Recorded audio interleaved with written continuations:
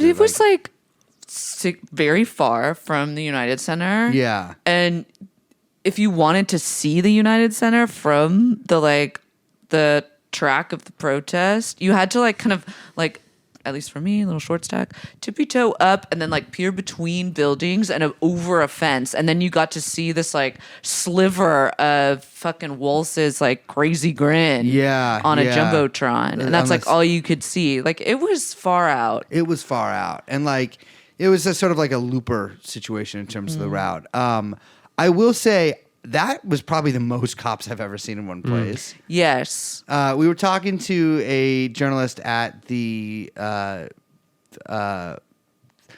me, it's just a regular deli. To Liz, it was a Jewish deli that we were just at. It's true. It's just a regular deli to me, you know. But to you, I know it's foreign. But I'm not saying you think there's anything wrong with that. I just, it's you liked it. You had fun there. But there was he said there was like 5-to-1 cops, which I that ratio. Well, he also said that it wasn't just Chicago PD, that Homeland Security, Capitol Police. I saw Secret Service. People from, there were cops from Milwaukee that had been busting. It was an insane fleet. Yeah. It wasn't sort of surprising in a way because I think, I mean, it's fucking Chicago. Like, I don't know. And I think everyone understands the situation with this specific protest and this specific event. Yes. But it was pretty overwhelming. And I do want to say that the Chicago PD have a certain look. Mm-hmm. That I can only describe as John Candy-esque. Yes. And there is a strong Mike Ditka thread that it's still going here.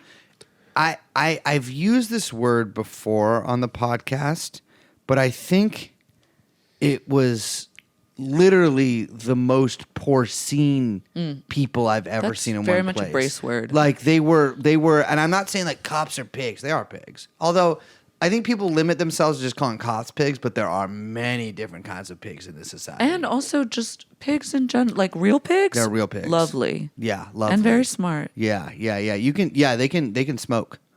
Like they can figure out how to smoke cigarettes, but like monkeys. The cops that we saw, it's crazy there wasn't that many short ones. There were some, but there was nothing like NYPD hasn't built, and I think it's hasn't beat rather.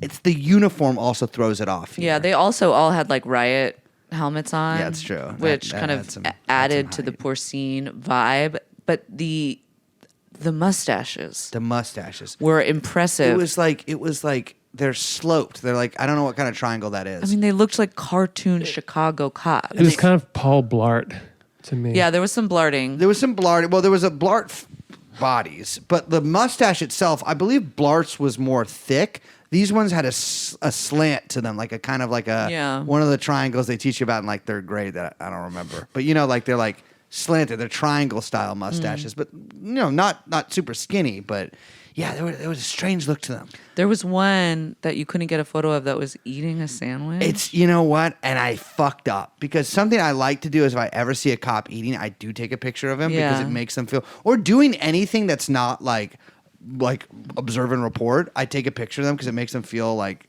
they're failures. Yeah. I should have just gotten up in that guy's face and taken a picture of it. Dude, there was like fucking mustard on that stash. It was like a real. It was like bike seat. There was like bologna like hanging down. And he was the biggest cop in that line. That would have made him feel like really self-conscious. It was a really good one. Yeah, I think that. Yeah, it was. And it's just, you know, you miss every shot you don't take, and I don't take a lot of shots. And if I did, this world would be a lot fucking different. Specifically, well.